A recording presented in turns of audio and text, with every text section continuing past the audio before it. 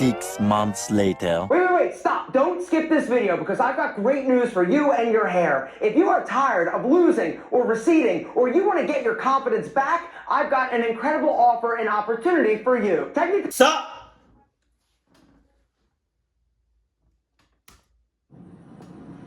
No? Who is this? Mr. Haunted, yeah.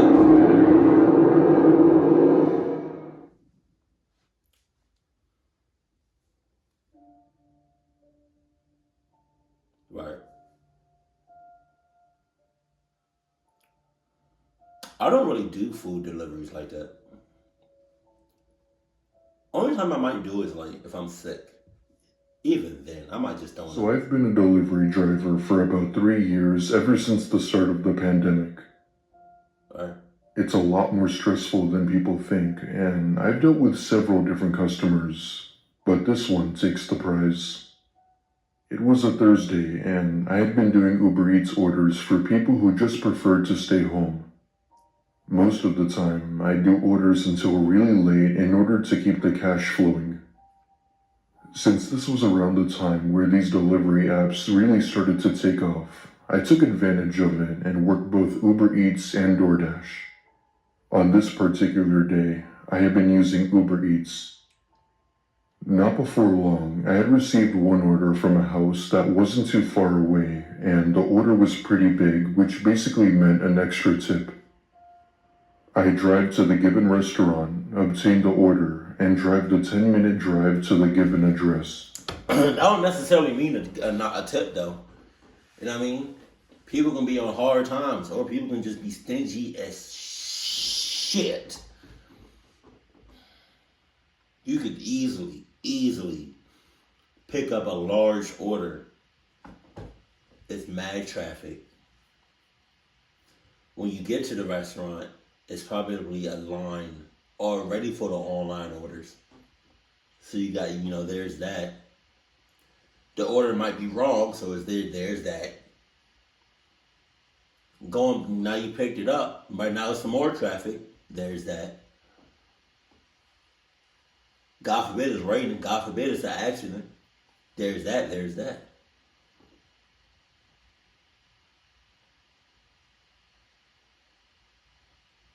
Just saying. I mean, you can be, don't expect, don't do too much. On this day, it happened to be raining, and one thing I've always hated was driving in the rain. But I had to make my money somehow.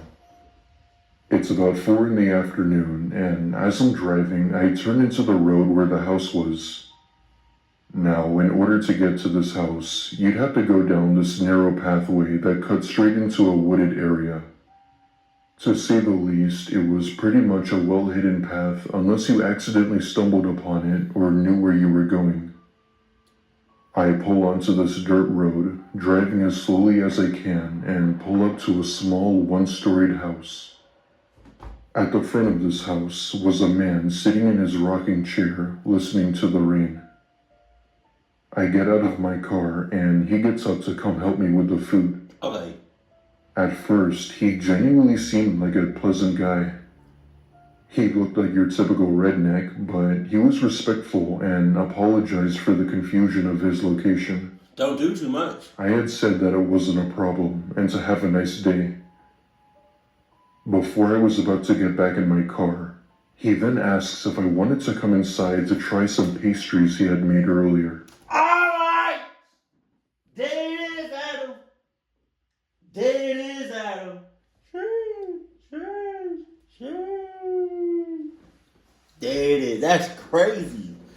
That's crazy, bro. Oh my God, that's crazy, Mo. Oh my God. What you gonna say, yes? What you gonna do? You gonna say yes? My money, you gonna say yes. Just for like, maybe it might be a good tip. You know what I mean? That's crazy. Because any rational human being would say no. They wouldn't even think about that shit. Let's go. I politely decline and tell him I had to get back to doing orders. Bet. However, he didn't even seem to acknowledge my response and simply insisted that I go inside with him. Okay. Once again, I declined, telling him I was sorry and that I'm sure they were good. You should have already been in your car on to your next trip. That's what you should have been doing. No matter how many times I said no, he'd always make attempts for me to agree, even going as far as raising my tip. This time, I was visibly annoyed, but still kept my composure while giving him a firm no. I then take out my phone, pretending I was on a phone call with another customer. This thankfully made him stop asking me, causing him to go inside with his food. When he did, I hop back into my car, start my engine, and sped off. As I'm driving back down this narrow road, I then see him speed walking after my car from my rear view mirror. Now, if the story had ended there, it wouldn't be scary. But this story comes with a very unsettling If it ended it there, it would have still been scary. You doing a food delivery to a complete stranger off the road to an old man smoking, raining, but he already outside, drenched in wet, drenched in rain, and he talking about, you want to taste my pastries? Hell no, I don't want to taste nothing you got going on. Well, cause what you fill it with? Huh? What you fill your pastries with, huh? Yeah, nasty. You clock ass. That night, when I had gotten home, my girlfriend and I had sat down on the couch watching the news. At one point, there was a chilling news report about a man in the area attempting to lure kids into his truck. As much as I hate to say it, we lived in an area that wasn't so great, so stuff like this did happen occasionally. But when this news report showed the person responsible, I almost spit out the water I was drinking. On my TV was the same man I had taken the delivery order from, causing me to go absolutely hysterical. He had the same face, same beard, and the same hair. I just knew it was him. Turns out, he was arrested shortly after I had delivered his food. After all, I knew there was something off about that man. And boy, did I end up being correct. You definitely didn't have no Adidas on, but somebody within the 6 mile radius had on Adidas and they saved your ass, because it definitely wasn't your ass that saved yourself. It was not. It wasn't. My name is Nate, and I was around 15 years old when this happened. Who is this? Is he featuring somebody? Yo, relax. My family and I had lived in a Wait a minute. He kind of sounds like Mr. Nightmare, like the old-fashioned Mr. Nightmare, like 2015 Nightmare. small town right outside of Nashville, Tennessee. I attended school at a private institution. No, okay, that's not Mr. Nightmare. That's somebody else. And was definitely no popular kid. I had a group of friends, but there were only 2 in the group who I really considered as real friends. They've always had my back, and we would even go to each other's houses on Fridays.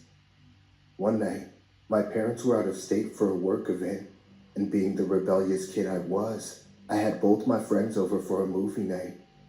It was me, my good friend Ryan, and my other friend Mike, along with my dog Bruce, who we all knew and adored. Bruce was a big German shepherd who had the personality of a teddy bear and was very friendly. When they arrived, our first move was to help ourselves to my dad's stock of booze he kept in his closet. Yeah, we were crazy kids, and if we were to get caught, it would have been worth it. We spent the next few hours playing video games and watching the hit new season of Stranger Things. As we're about halfway into one of the episodes, the 3 of us hear an unexpected knock at the door. The 3 of us looked confused, as we weren't expecting any more visitors. I got up from the couch to go to the door, expecting it to be my parents, possibly returning home early. Standing there on the porch was a Domino's delivery pizza man carrying a single large pie. He gives us a smile and says, Hey, large pepperoni, paid for online. We all look at each other as we hadn't ordered any pizza. However, the three of us are suckers for pizza and we gladly take it off his hands. Wow. Being a bunch of teens, we weren't going to give up on a free pizza. However, Ryan, being the good Samaritan he was, had gotten us to agree that we shouldn't just eat someone else's food. In the end, we decided it was the right thing to do, and so we left the pizza on the kitchen table and called the nearest Domino's. We told them that there had been a mistake and that we received an unordered pizza. They asked for my address, and when I tell them, they say that they hadn't gotten any orders from that part of town all day. On top of that, they had also pointed out that my location barely met their delivery radius. We confirmed to them several times that it was indeed a Domino's pizza. They told us they would check around and call us back if they had found anything. And if they found nothing, we could just go ahead and eat it. Pause. We give them about 10 minutes to call us back and fix ourselves a few snacks in the meantime. We head back into the kitchen and were shocked by what we found. Bruce had stuffed his face into the pizza box and had eaten nearly half of the pizza. Jesus. As funny as it was, we knew that we had been in hot water if this really was a mistake. Ryan goes to throw the pizza in the trash, and we finish our show while eating our snacks. About 30 minutes later, I started to notice that Bruce had started to become noticeably distressed. Oh, God. He had been whimpering and crying and would frequently begin losing his balance. After a few minutes of checking to see what was wrong with him, it didn't take long to realize that he was extremely ill. Not wanting to wait any longer, we all carry him and find a nearby emergency vet. We thankfully find one and rush him in there as soon as we could. Because this was later in the night, the vet had taken him home almost immediately to get tested on. According to the vet, he was displaying unusual symptoms and behavior.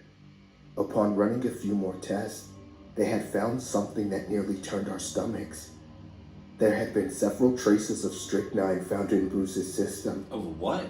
It's a very dangerous poison, mainly used for killing rodents. God damn. If consumed, this can ultimately kill you in about 30 minutes. Jesus.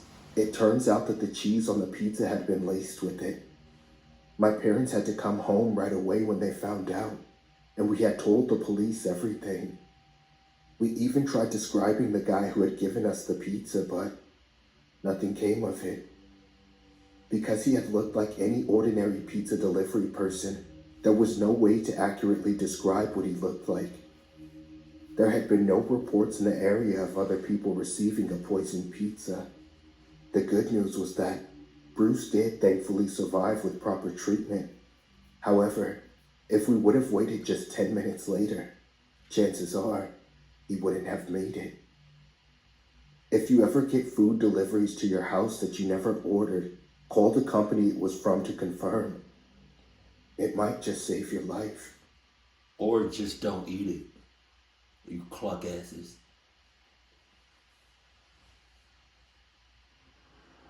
When I was 17, I worked at a pizza chain as a part-time job in Iowa City, Iowa. Being a teen with not much in my life, I had mostly worked the night shifts alongside my other coworker. Jesus. It would stay busy well into the day and would start to die down come evenings. This was around the time where people were simply too tired to come and get food and preferred to just order it. I won't disclose any of my colleagues' information, so I'll just call my coworker Jared. Jared was a bit older than me, who was mainly placed in charge of making the pizzas while I was the one delivering them. On this night, it had just been me and him. It was already past 10, and we were getting ready to close when the phone rang. I answered it, and right away, I hear someone on the other end, an older lady requesting a large pepperoni. I was annoyed as we were about to close, and I really did not feel like driving. She had given me the address, which thankfully wasn't too far, and because it was a single pie, I'd be in and out. Thankfully, Jared had made a pepperoni pizza and couldn't deliver it due to a cancellation, so he just told me to take that one instead. I hop into my car and drive a few miles down near the interstate. Now, this interstate wasn't very popular, and it was also somewhat unsettling. This was mainly due to the fact that it had been surrounded by forest on the opposite sides of it. Yeah? Driving through these roads at night with nobody around is enough to creep anyone out. After all, I did live in the rural part of my city, which only added to the creepiness. Anyway, I'm driving down the road when I see something up ahead on the side of the grass. As I drive closer, I realize it's a man waving his arms up in the air. That's tough! That's tough! I don't know what to tell you. I do not.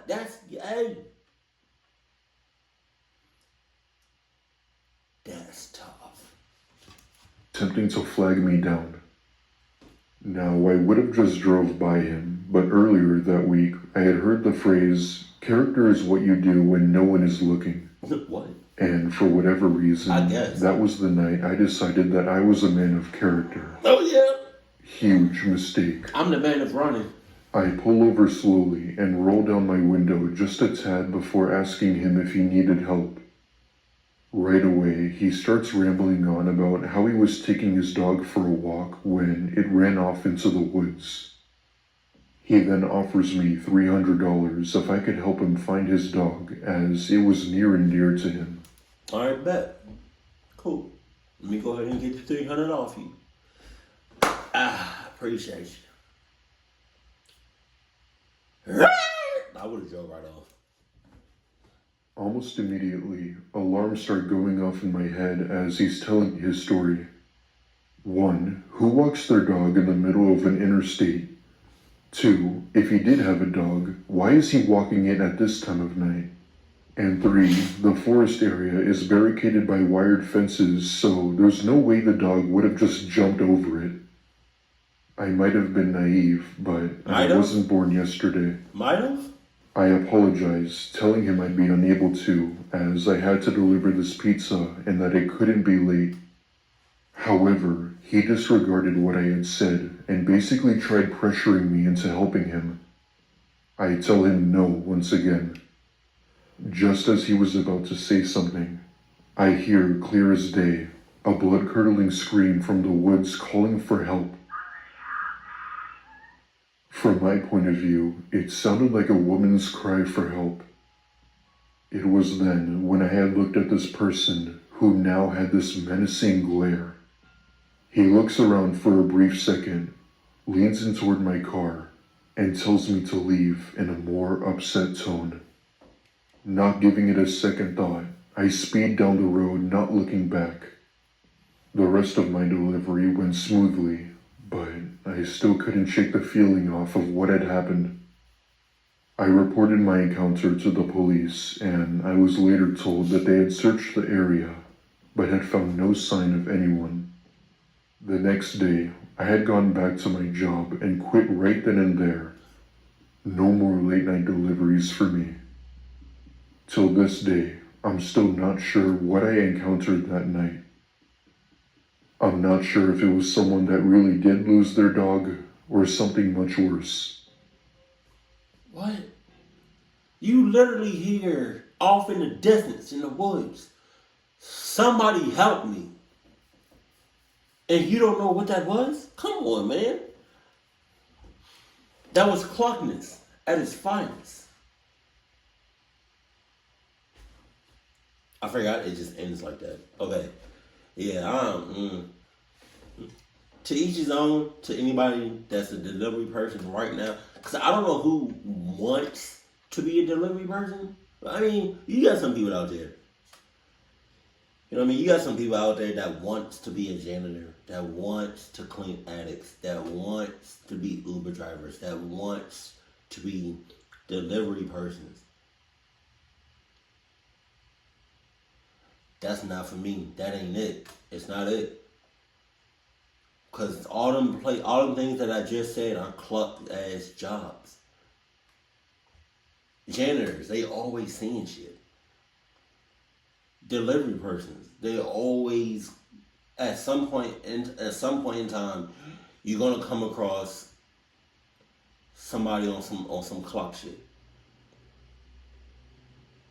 People that clean attics for a living, or even not for a living, you're gonna see some shit you ain't want to see, like a box full of dildos or a box full of Annabelle. Yo, if I ever clean somebody else's attic